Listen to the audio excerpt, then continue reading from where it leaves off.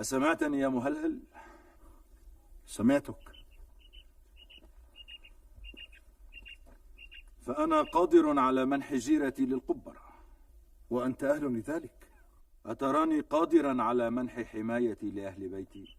أهناك من يشك في ذلك؟ ما رأيك أنت؟ أنا واحد من سيوفك التي تستخدمها لفرض سطوتك يا أخي ومليكي. فإذا كنت لا أحتاج هذا السيف يلقى جانبا إلى أن يأكله السيف.